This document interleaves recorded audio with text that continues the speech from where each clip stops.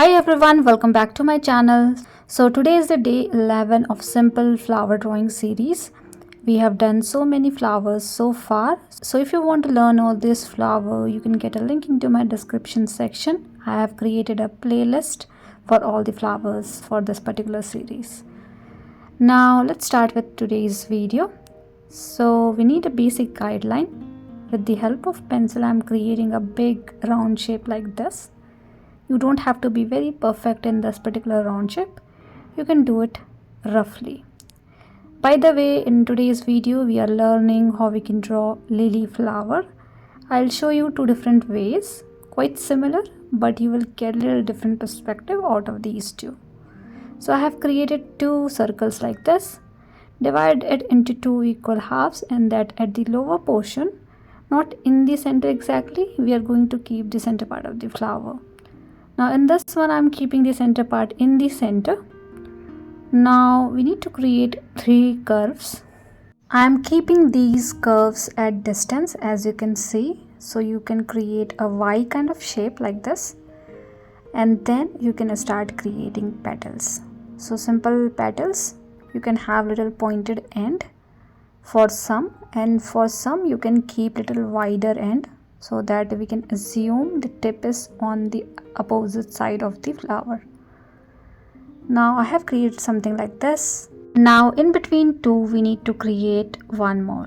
So let's create this one. I'm keeping the tip of the flower a little wider because the pointed end is in the opposite direction. And then you can create one more in between these two and one more. So total 6 petals, front 3 and back side 3. And in the center we don't need any circle, so you can rub that particular mark. So something like this we have created. Now at the tip of the pointed petals, you can create little curve at another side, so you can have some folded pattern like these. So you can do something like this. Now I think this one is done. We need to create some stamen which is coming from the center. So you can create multiple lines and an oval kind of shape at the tip of each line to create a stamen. Now I'm repeating the same thing for this particular.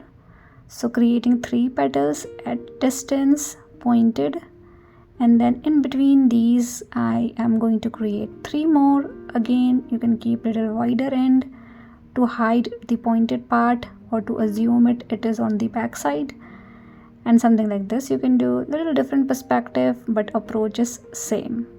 Now you can have a little bit of curve at the tip of these petals. These are the folded pattern or twisted pattern, you can say. Now this is more like a front perspective, so I'm creating stamen throughout, not only in one direction. Now these two are my flowers. Trace everything quickly with the help of pen. I'm using size 0.2 needle pen. You can use normal ball pen also, it is totally fine. You can use different sizes of these needle pen. You can use little bigger size to trace everything, and then you can use a smaller size for more shading and detailing. So let's do this slowly and gradually. So take all your time to do all these things because this is the final step.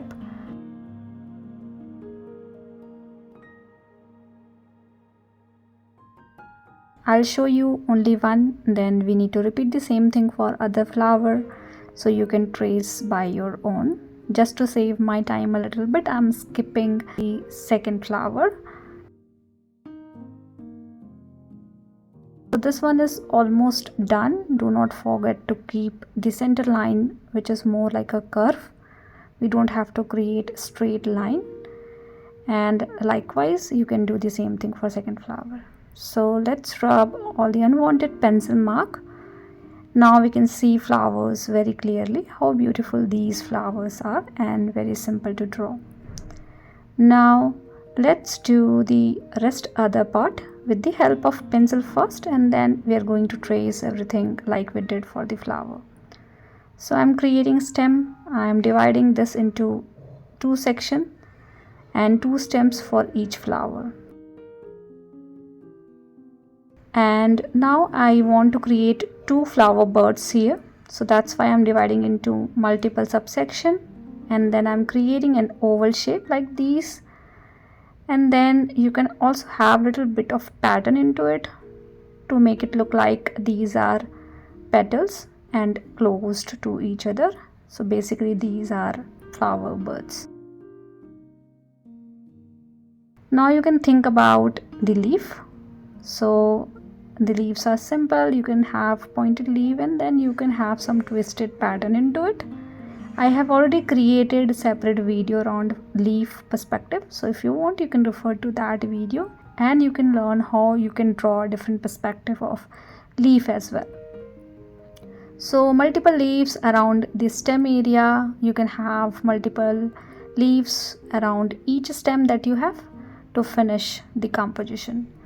Now I'm happy with overall composition, so let's trace everything quickly.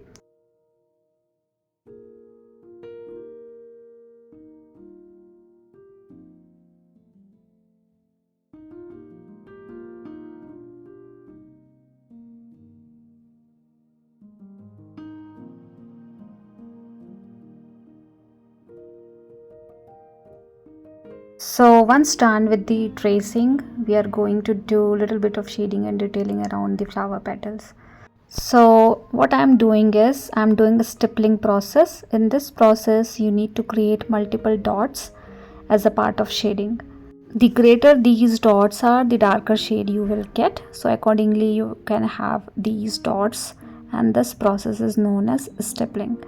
At the tip of each petals we have some folded pattern, so in that particular area you can have a little darker color, and at the tip of these petals you can have some darker dots as well. So lighter dots throughout the petals and darker dots at the tip of each petal that we have, and that is how we are going to finish this particular flower. I know it's a little bit of time consuming process, but the results are really nice if you do it slowly and gradually.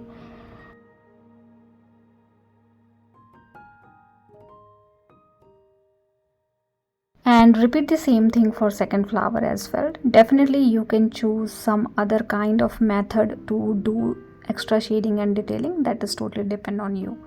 So we are done with this one. You need to repeat the same thing for second flower. So for now let's jump into the leaf area.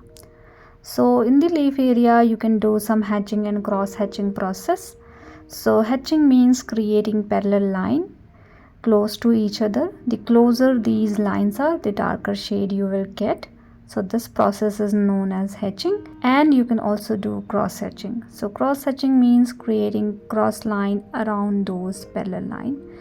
More you do these processes around the leaf area, the darker shade you will get.